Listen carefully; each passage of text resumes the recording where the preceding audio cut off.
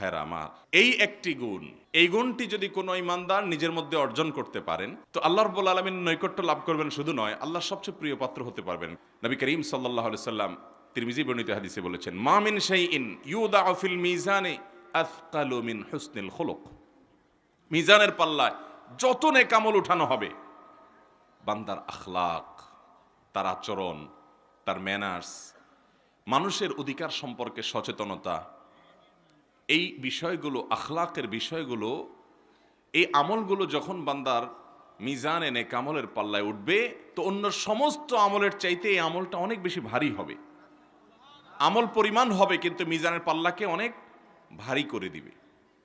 নবী করিম সাল্লাল্লাহু আলাইহি সাল্লাম আরেক হাদিসে বলেছেন, আনা যাইমুন বিবাইতিন ফি আলাল জান্নাহ, জান্নাতের সর্বোচ্চ শিখরে, সর্বোচ্চ জায়গায়, সর্বোন্নত জায়গায় আমি আল্লাহর কাছ থেকে ওই মানুষদেরকে পাইয়ে দেওয়ার দায়িত্ব নিচ্ছি, লিমান হাসানা খুলুকাহ, যারা তাদের আখলাকটাকে সুন্দর করতে পারবে।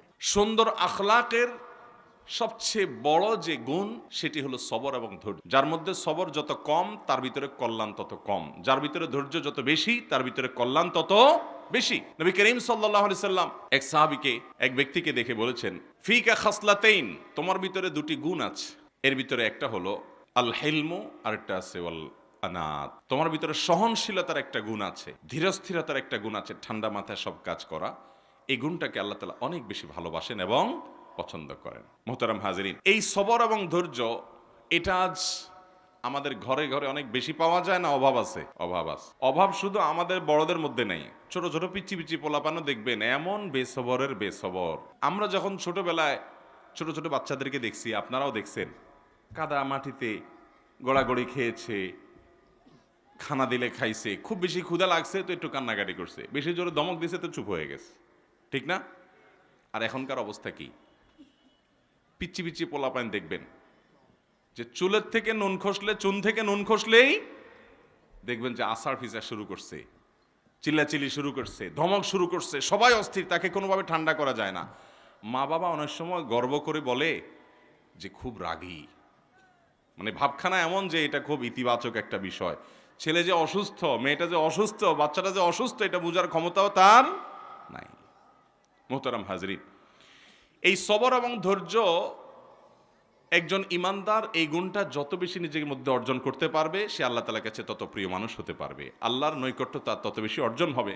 কারণ আল্লাহ তাআলা কোরআনে কারিমে ঘোষণা করেছেন, ইন্নাল্লাহা মাআস সাবিরিন, আল্লাহ তাআলা ধৈর্যশীল মানুষদের সাথে। আল্লাহর সাহায্য, আল্লাহর নসরত এবং আল্লাহর মাইয়াত এটা হবে, আল্লাহর নৈকট্য হবে সবরকারী মানুষদের সাথে, না রাগী মানুষদের সাথে।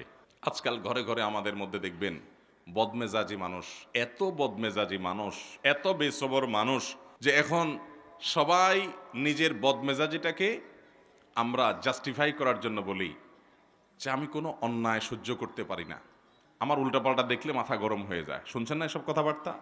এই কথা যে বলে ওই আল্লাহর বান্দা দেখবেন নিজে বহুত অপকর্ম, বহুত অপরাধ, বহু গুনাহ ঠান্ডা মাথায় করে যাচ্ছে।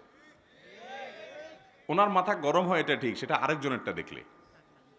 মাথা গরম হয় কখন? আরেকজনের উল্টাপাল্টা দেখলে। নিজের উল্টাপাল্টাগুলো উনি খুব ঠান্ডা মাথায় হজম করে যান, ওইটাকে দুধ কলা দিয়ে পোষেন। ভাইরা আমার, এই একটি গুণ, এই গুণটি যদি কোনো ইমানদার নিজের মধ্যে অর্জন করতে পারেন তো আল্লাহ রাব্বুল আলামিন নৈকট্য লাভ করবেন, শুধু নয় আল্লাহর সবচেয়ে প্রিয় পাত্র হতে পারবেন। কারণ আল্লাহ রাব্বুল আলামিন কোরআনে বলেছেন, ওয়াল্লাহু ইউহিব্বুস সাবিরিন, ধৈর্যশীল এবং সবরকারী মানুষদেরকে আল্লাহ তাআলা ভালোবাসেন, পছন্দ করেন।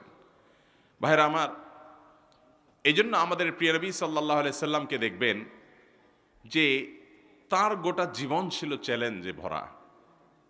শত বাধা, শত বিপত্তি, শত চ্যালেঞ্জকে কিভাবে ওভারকাম করতে হয় ঠান্ডা মাথায়, খুব বিচক্ষণতার সাথে, খুব চিন্তাশীলভাবে প্রতিটা কাজকে তিনি সম্পাদন করে মাত্র 23 বছরের জীবনে, নবী হওয়ার পর 23 বছর সুযোগ পেয়ে গোটা পৃথিবীর মোড় পরিবর্তন করে দিয়ে চলে গেছেন।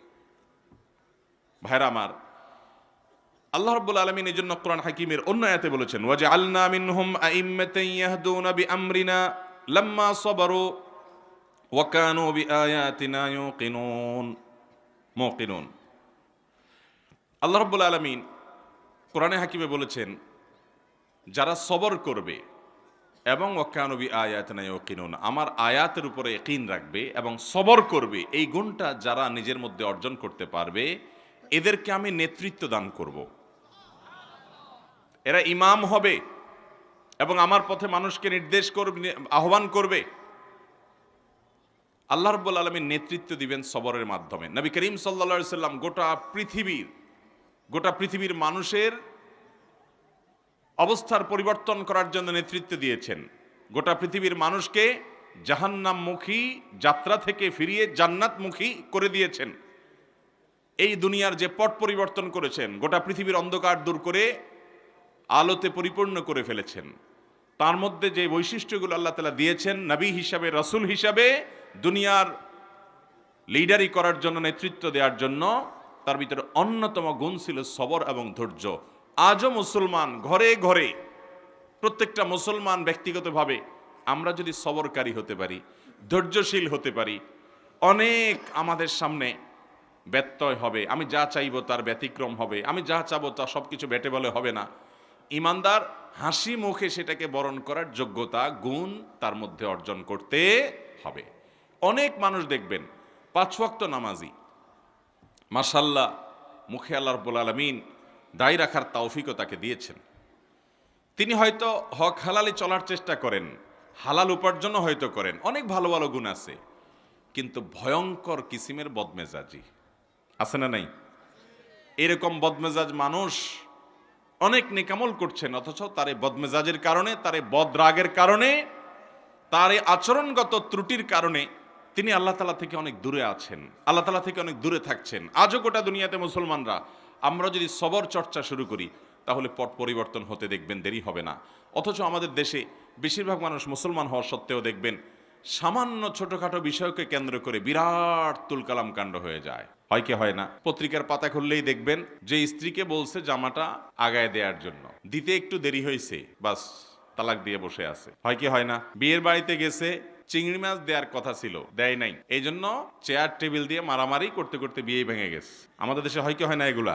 যেখানে গেছে বর যাত্রী, ওই বাড়িতে যায় খাওয়ার অধিকারই তার নাই, আবার চিংড়ি মাছ দাবি করতেছে। আমি নাম দিছি এটার বরযাত্রী।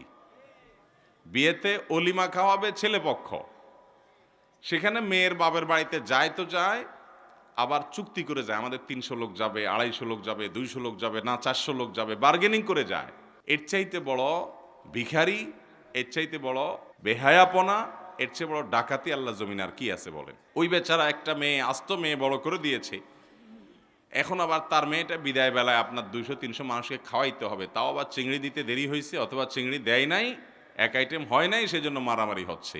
এই রকম গরম মাথার লোক এই দেশের অলিতে গলিতে, রাস্তাঘাটে, ঘরে ঘরে, দোকানে পাটে, অফিসে, আদালতে, মসজিদে, মাদ্রাসায়, সব জায়গায়। ভাইরা আমার,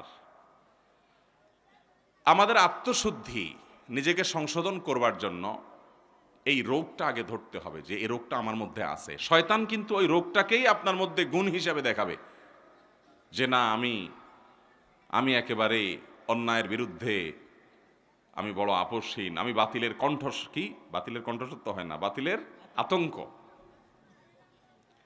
তো বাতিলের আতঙ্ক মানুষটা নিজেই যদি বাতিল হয়, তাহলে তার আতঙ্ক কে হবে? আল্লাহ তাআলা আমাদেরকে সবর এবং ধৈর্যশীল মানুষ হওয়ার, সবরকারী মানুষ হওয়ার তৌফিক দান করুন। মুহতারাম হাজরিন, আল্লাহ রাব্বুল আলামিন কোরআনে হাকিমে আরো বলেছেন, ইন্নামা ইউওয়াফাস সাবিরুনা আজরাহুম বিগাইরি হিসাব। যারা ধৈর্য ধারণ করতে পারবে, সবর করতে পারবে, যারা হটমেজাজি হবে না, যারা হুটহাট করে কিছু করবে না, আল্লাহ রাব্বুল আলামিন তাদের বিনিময় গুনে গুনে দিবেন না, হিসেব করে করে দিবেন না, হিসেব ছাড়া দিবেন, বিনা হিসাবে দিবেন আল্লাহ তাআলা। ভাইরা আমার, কিয়ামতের ময়দানে আল্লাহর কাছ থেকে হিসাব করে করে জান্নাত পাওয়া বড় কঠিন এবং জটিল কাজ। শুধু নামাজের হিসাব যদি দেওয়া হয়, সারা জিন্দেগির হাজার হাজার রাকাত নামাজের মধ্যে 2-4 রাকাতও টিকবে কিনা সন্দেহ। মনোযোগ নাই, দৃঢ়স্থিরতা নাই, শত ত্রুটি। এরকম প্রতিটি ইবাদত আল্লাহ তাআলা যদি পুঙ্খানুপুঙ্খরূপে হিসাব করেন, তাহলে হিসাব দিয়ে আল্লাহর কাছে জান্নাত পাওয়া এত সহজ না।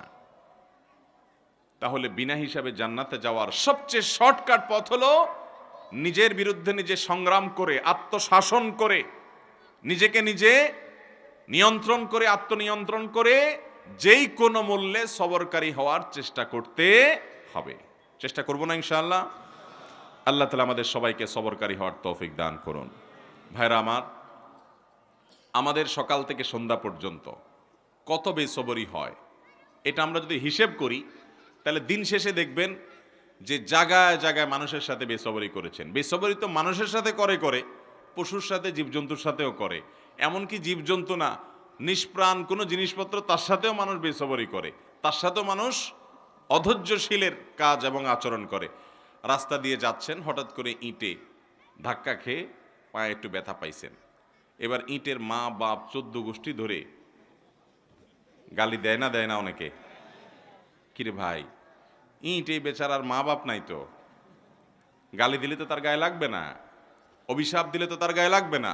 তিরমিজির এক হাদিসে আসছে, নবী করিম সাল্লাল্লাহু আলাইহি ওয়াসাল্লাম বলেছেন, যে ব্যক্তি অজাগায় অভিশাপ দেয়, যার মধ্যে অভিশাপ পড়ার উপযুক্ততাই নাই, ওই অভিশাপ ওই ব্যক্তির দিকে আবার ফিরে আস। দুনিয়াতে আমরা যা যেভাবে চাইবো হুবহু সব কিছু আমার চাওয়া অনুযায়ী বেটে বলে হয়ে যাবে? হবে না। ইমানদার সে যখন এইভাবে আল্লাহ তাআলার ফয়সালা, আল্লাহ তাআলার তাকদীরকে চিন্তা করবে, তখন তার জন্য সবর করা সহজ হয়ে যাবে। যে আমি দুনিয়াতে যা যেভাবে চাবো হুবহু সে জিনিসটা সেভাবে হয়ে যাবে না, বরং আমার চাওয়ার বিপরীতে বহু কিছু হবে, এবং আমার চাওয়ার বিপরীত হওয়ার মধ্যে কল্যাণও থাকতে পারে। এই কথা চিন্তা করে ইমানদার আরো হেসে দিবে যে হায়রে, এত চেষ্টা করলাম, এত কিছু করলাম, কিন্তু হলো না। তাহলে বোঝা গেছে আল্লাহর ফয়সালা ছিল না হওয়ার, তাহলে আমি অযথাই তো এই পরিশ্রম এবং চেষ্টা করছি। তাহলে জেদ না করে, ক্ষোভ না করে, জেদ না ঝেড়ে, বরং আল্লাহর ফয়সালাটা জানতে পারার পর হাসি মুখে সেটাকে বরণ করার মানসিকতা থাকতে হবে। এর নাম হলো সবর এবং ধৈর্য। ভাইরা আমার, সবরকারী ব্যক্তি সম্পর্কে নবী করিম সাল্লাল্লাহু আলাইহি সাল্লাম বলেছেন, যে ব্যক্তি কোনো জায়গায় খুব রাগ ঝাড়ার ক্ষমতা আছে, অনেক রাগ ঝাড়ার ক্ষমতা আছে, এবং রাগ করার মতো ইস্যু তৈরিও হয়েছে, কিন্তু সে নিজেকে নিয়ন্ত্রণ করে রেখেছে, নিজেকে কন্ট্রোল করে রেখেছে, সে বেসবর হয় নাই, সবর করেছে।